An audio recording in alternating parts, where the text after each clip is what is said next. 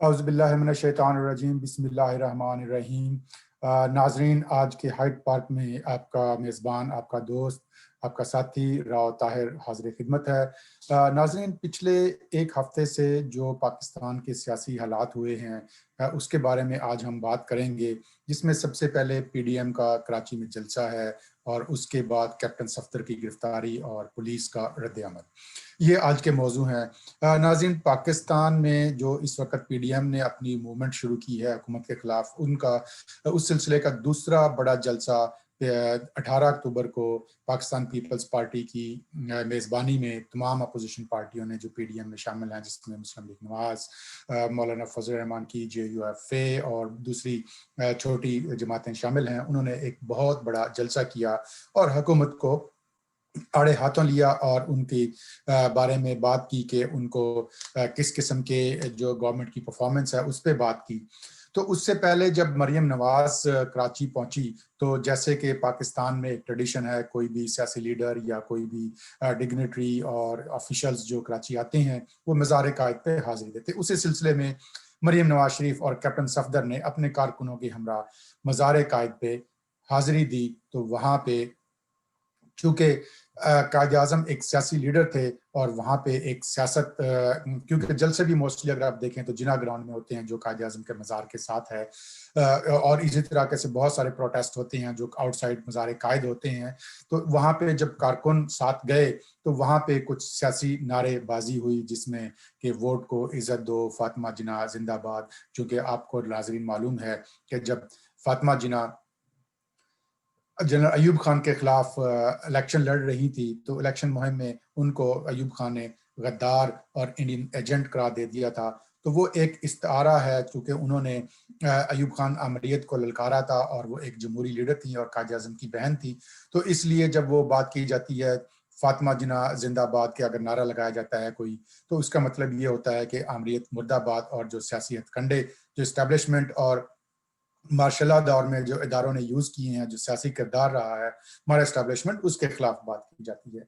तो लेकिन एक बहुत पहले एक पाकिस्तान में कोई एक कानून बना कि जिसमें कायद आजम के जो मज़ार है जिन्ना साहब का, उसकी हुर्मत और उसकी सैंक्टिटी के लिए कि वहाँ पे कोई बदतमीजी या कोई ऐसा हुल्लड़बाजी ना की जाए, तो वो एक जुर्म करार दे दिया गया। लेकिन कोई इतना बड़ा जुर्म नहीं है और ना कोई ऐसे नारेबाजी की गई है। उस कानून की आड़ लेके पीटीआई के कारकुनों ने और पीटीआई के लीडरों ने, जिसका सुखील हलीम आदिल शेख, जो कि एक बहुत खुद नोटोरियस जिनकी रेपुटेशन है, वो पहले मुस्लिम लीग नून में भी रहे हैं, आजकल वो इमरान खान के सिपाही बने हुए हैं। तो उन्होंने उनकी क़यादत में पीटीआई के कारकुनों ने और लोगों ने हंगामा मचा दिया कि जी कायद-ए-आज़म की बेहुरमती हो गई है और वहाँ पे कायद-ए-आज़म के मज़ार की बेहुरमती कर दी गई और उनकी जो है ना तकद्दुस पामाल हो गया है और उनके खिलाफ एफआईआर दर्ज की जाए। लेकिन चूंकि ये काबिल दस्तअंदाजी पुलिस केस नहीं है और कायद-ए-आज़म मज़ार की जो इंतजामिया है वही एक मजिस्ट्रेट को बयान दे सकती है कि कंप्लेंट लॉन्च कर सकती है, कोई गैर और आदमी लॉन्च नहीं कर सकता। तो उन्होंने कहा कि कैप्टन सफदर ने पीटीआई के कारकुनों को मारने की भी धमकी दी है और उनको नुकसान पहुंचाने की धमकी दी है। तो वो एक मिला जुला सब चीजों को मिला के उन्होंने फोर्स किया पुलिस को कि कैप्टन सफदर के खिलाफ एफआईआर दर्ज की जाए। जब पुलिस की तरफ से एफआईआर दर्ज करने से इनकार किया गया, तो ये बहुत हायर लेवल पे उनके गवर्नर इमरान इस्माइल साहब मुलव्वस हो गए, उसमें अली ज़ैदी साहब मुलव्वस हो गए और उन्होंने बयानात दिए कि हम ये मामला कैबिनेट में उठाएंगे और उनको किया जाए। तो रात के फिर एक खबर आई कि सुबह के वक्त उनको कैप्टन सफदर साहब को, जो वो होटल में अपनी अहलिया मरियम नवाज के साथ सो रहे थे, वहां पे ठहरे हुए थे जलसे के बाद, उनको अला सुबह पुलिस ने दरवाजा तोड़ के गिरफ्तार कर लिया उस केस में। तो पता ये चला कि चूंकि पुलिस इसकी एफआईआर दर्ज नहीं कर रही थी, तो रात के 2 बजे कुछ लोगों ने आईजी हाउस का, इंस्पेक्टर जनरल पुलिस सिंध मेहर मुश्ताक साहब के घर का घेराव किया और वहां से उनको उठा के किसी जगह लेके गए, या वो रहायशगाह थी किसी की या ऑफिस की थी। तो मुबैना तौर पे रेंजर्स का नाम आता है कि रेंजर्स के जो सेक्टर कमांडर है उनके घर पे ले जाया गया, उनको यरगमाल बनाया गया और उनसे जबरदस्ती ये FIR दर्ज करवाई गई उनके हुक्म से और उनकी गिरफ्तारी अमल में लाई गई, लेकिन फौरी तौर पे उसी दिन उनकी कैप्टन सफदर साहब को मजिस्ट्रेट के सामने पेश किया गया और उनकी जमानत मंजूर हो गई। देखने में तो ये एक मामूली सा वाकया लगता है कि एक जुर्म हुआ, जो भी है उसका छोटी नौयत का है या बड़ी नौयत का है, तो उसको पे अमल दरामद होना चाहिए। लेकिन देखने की बात यह है कि पाकिस्तान जैसे मुल्क में जहाँ पे कि इतने बड़े बड़े वाकयात हो जाते हैं, जहाँ पे कि कत्ल के मामलात का FIR पुलिस दर्ज नहीं करती, और जो जो जो जो सीधे साधे जराइम हैं, स्ट्रीट क्राइम्स हैं, कत्ल के हैं, डकैती के हैं, अगवा के हैं और करप्शन के क्राइम हैं, वहाँ पे कुछ नहीं होता। तो एक इतना सियासी मामले को इतना बड़ा हवा बना के और एक IG को यरगमाल बना के FIR दर्ज की गई। तो ये एक पाकिस्तान की वहादत के लिए, पाकिस्तान की सालमियत के लिए ये एक वफाक की तरफ से सूबे पे हमला किया गया है। ये एक सिंध के अवाम की एक इंसल्ट की गई है। तो ये एक, हम बात करते हैं करप्शन की, लोग बात करते हैं कि जी करप्शन हो गई है, सियासी लीडर करप्ट हैं। यस, मैं मानता हूं पाकिस्तान में करप्शन है, और जैसे बाकी इदारों में करप्शन है, इसी तरीके से जो मुआशरे की जो रेशो है, जो बाकी इदारों में बाकी लोगों में करप्शन की रेशो है, उसी तरह सियासतदान भी करप्ट होंगे। कोई इससे इनकार नहीं कर सकता। ये हमारे मुआशरे का एक हिस्सा है और एक रच बस गई है जो कि जस्टिफाई ना की जा सकती है और ना करनी चाहिए। लेकिन करप्शन से कोई मुल्क कमजोर तो हो सकता है, लेकिन जब आप उसकी वहदानियत पे, आप उसकी वफाकियत पे, जब आप उनकी अकाइज पे हमला करेंगे, तो ये चीजें मुल्क तोड़ने का बायस बनती है। हमने 1971 के सानहे से सबक नहीं सीखा। उससे पहले हमने मशरकी पाकिस्तान को भी मगरबी पाकिस्तान से चलाने की कोशिश की गई। उनको एक महकूम समझा गया, उनको दूसरे दर्जे का शहरी समझा गया। उसकी वजह से उन्होंने बगावत की और उन्होंने अपना अलहदा वतन हासिल कर लिया। इसी तरीके से अगर आप सिंध, बलोचिस्तान या KP की और फाटा के लोगों के साथ अगर ऐसा रवैया वफाक रखेगा या हमारे इदारे रखेंगे, तो ये एक बहुत खतरनाक रुझान है। ये ना सिर्फ पूरी पुलिस को, ये इंस्टीट्यूशंस को लड़ाने की एक साजिश थी, जो कि अल्हम्दुलिल्लाह पाकिस्तान पीपल्स पार्टी की हुकूमत, सिंध हुकूमत और पाकिस्तान पीपल्स पार्टी ने सियासी तौर पे उसको हैंडल करके उसको एक बड़े सानहे से बचा लिया। और उनकी मैं सलाम पेश करता हूँ सिंध पुलिस को भी और उनके मुश्ताक महर साहब IG सिंध को, कि उन्होंने भी एक तदब्बर से काम लिया। चूंकि उनको पता था कि ये एक FIR हो भी गई तो उसकी कोई बहुत ज्यादा कॉन्सिक्वेंसेज नहीं आएंगे, लेकिन उन्होंने एक सिस्टम को और एक इदारों को एक्सपोज कर दिया, जो हमारे यहाँ जो खुफिया और जो हाथ हैं, जिनको हम खलाई मखलूक कहते हैं, कुछ लोग उनको महकमा ज़राअत कहा जाता है, लेकिन सबको पता है, तो जैसे कहते हैं ये जो ना मालूम है सबको मालूम है।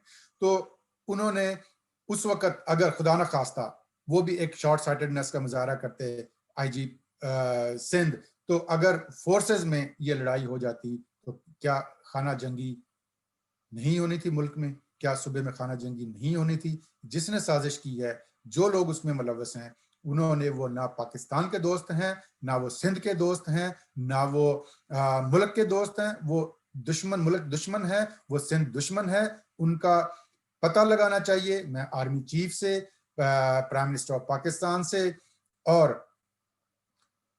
जुडिशरी से, हमारी जो सुप्रीम कोर्ट है, वो जो बहुत छोटे छोटे मामलात की एक वो सो मोटो नोटिस ले लेती है, तो ये एक मुल्की साजिश सूबे के खिलाफ की गई थी, उसका नोटिस ले और इस वाक़े को की तहकीकात करे और उस वाक़या में जो लोग मुलव्वस हैं उनको एक इबरतनाक सजा दी जाए, ताकि ये आइंदा के लिए एक मिसाल कायम हो कि कोई भी शख्स अपनी पावर में के जोम में ऐसे गैर इखलाकी, गैर कानूनी अमल ना करे। तो ये हम ट्रिकल डाउन इफेक्ट होता है अवाम को, हम कहते हैं जब, इसका मतलब ये है कि पाकिस्तान में हम एक ऐसी रियासत में रह रहे हैं जहाँ पे जंगल का कानून है, ताकतवर, जिसके जो ताकतवर होगा वो दूसरे को दबा लेगा, वो फोर्स हो या कोई और इदारा हो। तो इस तरीके से एक दूसरे पे चढ़ दौड़ना, ये पाकिस्तान की सालमियत और मुस्तकबिल के लिए बहुत खतरनाक रास्ता है। तो इसको बुनियाद बना के आप उनके बयानात देखें, गवर्नर साहब के जी अगर पहले एफआईआर दर्ज हो जाती तो ये नौबत ना आती। तो इसका मतलब ये है कि गवर्नर सिंध भी मुलव्वस थे। इसी तरीके से अली जैदी साहब जो फेडरल मिनिस्टर हैं मैरी टाइम के, उन्होंने भी कहा कि जी अगर उस वक्त तक फलां वक्त तक अगर एफआईआर ना हुई तो मैं कैबिनेट में आईजी सिंध को बुला लूंगा और चीफ सेक्रेटरी सिंध को बुला लेंगे और मैं मामला पेश करूंगा। इसका मतलब है वो भी उसमें इन्वॉल्व थे।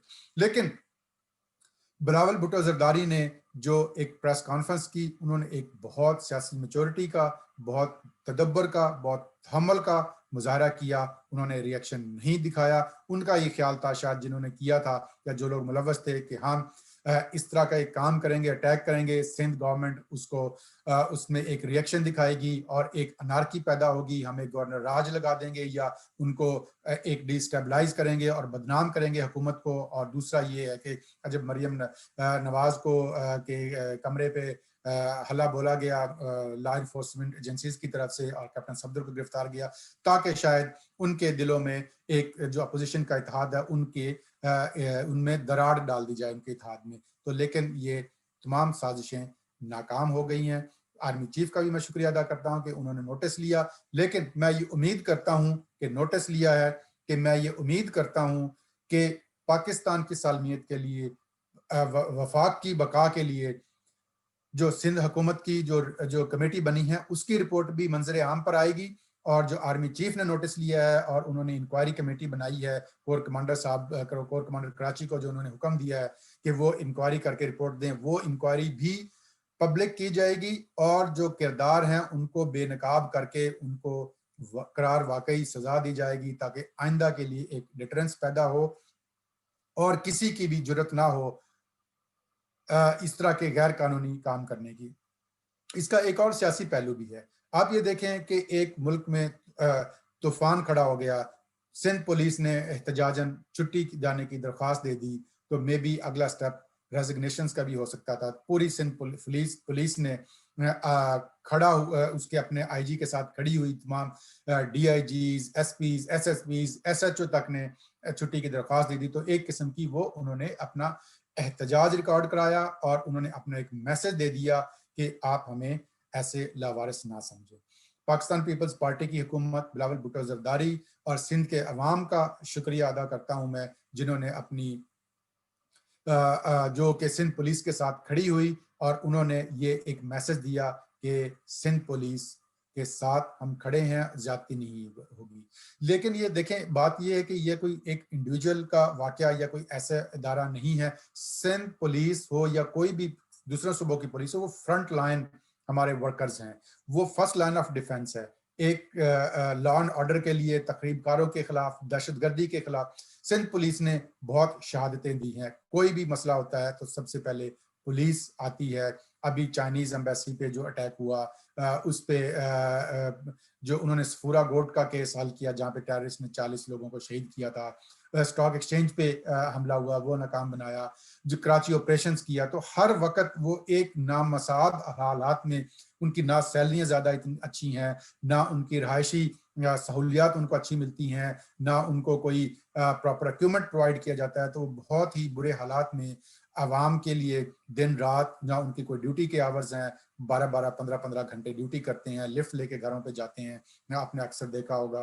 तो उन हालात में उनको उनको डीमोरलाइज करना, उसके बहुत ही एक असरात हो सकते थे बुरे उसके लिए, लॉ एंड ऑर्डर के लिए और फ्यूचर के लिए। तो वो उन्होंने, बिलावल भुट्टो जरदारी ने उसको भी डीमोरलाइज होने से बचा लिया।